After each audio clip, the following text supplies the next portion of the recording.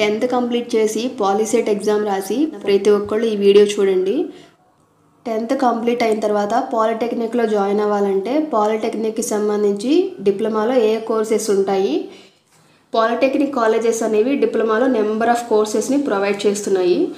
పాలిటెక్నిక్లో 3 years course complete చేసిన తర్వాత job opportunities ఏ విధంగా ఉంటాయి, ఏ కోర్స్ తీసుకుంటే జాబ్ ఆపర్చునిటీస్ ఏ విధంగా ఉంటాయి, డిప్లొమా మీద మీరు జాబ్ చేస్తున్నట్లయితే మీ డిజిగ్నేషన్ ఏ విధంగా ఉంటుంది, డిప్లొమా 3 years కోర్స్ కంప్లీట్ అయిన తర్వాత జాబ్ చేస్తే బెస్టా, హైయర్ స్టడీస్ చేస్తే బెస్టా, అదేవిధంగా డిప్లొమా 3 years కోర్స్ కంప్లీట్ అయిన తర్వాత జాబ్ చేస్తూ బీటెక్ రాయొచ్చా, జాబ్ చేస్తూ బీటెక్ వెళ్ళాలంటే ఏ విధంగా వెళ్ళాలి, పాలిటెక్నిక్ డిప్లొమాలో ఎన్ని కోర్సులు ఉన్నాయో అన్ని కోర్సుల గురించి ఎక్స్ప్లెయిన్ చేశాను.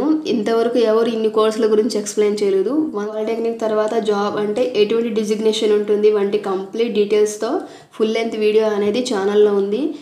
ఫుల్ లెంత్ వీడియో యొక్క లింక్ని ఇక్కడ ఇస్తున్నాను. మీరు ఈ లింక్ని క్లిక్ చేసి డిప్లొమాలో ఉన్న నెంబర్ ఆఫ్ కోర్సెస్ గురించి, జాబ్ ఆపర్చునిటీస్ గురించి, డిజిగ్నేషన్ గురించి కంప్లీట్ డీటెయిల్స్ తెలుసుకోవచ్చు. పాలిసెట్ కోర్సుల గురించి కంప్లీట్ ఎక్స్ప్లెయిన్ చేశాను.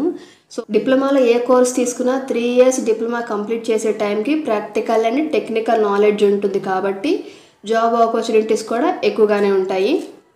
వీడియోని లైక్ చేయండి, మీ ఫ్రెండ్స్ అండ్ ఫ్యామిలీ మెంబర్స్కి షేర్ చేయండి. ఈ ఇన్ఫర్మేషన్ వారికి కూడా యూజ్ అవుతుంది. అదేవిధంగా ఇంటర్ నుండి బీటెక్ వెళ్ళిన వారికన్నా డిప్లొమా నుండి బీటెక్ వెళ్ళిన వాళ్ళకి టెక్నికల్ నాలెడ్జ్ అనేది ఎక్కువగా ఉంటుంది.